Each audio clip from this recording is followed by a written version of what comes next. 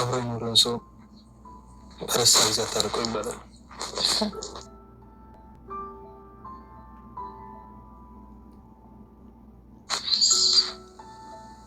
እውነት ነው ጋሽ። አንቺ በመከራ ጊዜም በጭንቅ ጊዜም ሁሌም ከጎኔ ነበርሽ። አሁን ደግሞ በድል ጊዜም ደግሞ ከጎኔ ትቆሚያለሽ።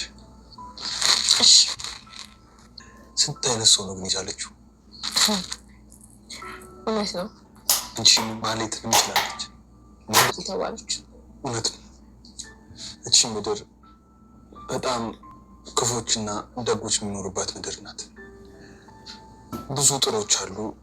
ትንሾቹ ክፎች ደግሞ እነዛን ጥሮቹን በጣም ያስጨንቃሉ፣ በጣም ይጎዳሉ። ጠብታ ምርት እኮ ሙሉ ጋር ጠጅ ታበላሻለች። ክፎች ደግሞ ትንሽ ይበቃሉ። ምንሽ ማለት እንዴት ናት?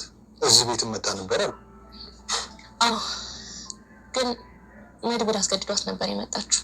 ለምሳሌ ማታ ብቻትም ነበር። ምሳሌ እስኮ ምን አለቻት ስታያት? እማዬን ያለቻት በጣም ለማፈቀቻት ነበር የምትመስለው። ምሳሌን ጥሩ ልጅ አድርጌ በማሳደጌ ተሳክቶልኛል ማለት ነው። ሆይ አሁንማ ጣፋጭ ይሆንሽ። ወሬዎቿ ራሱ እንዴት እንደሚጣፍጡ እኮ። አዎ ወንድም ካላመጣልኝ እያለች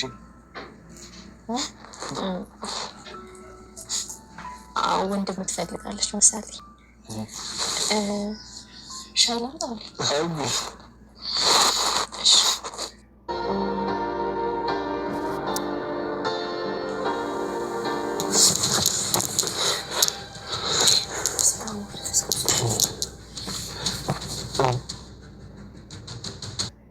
ተናገርሽ ቅድስት?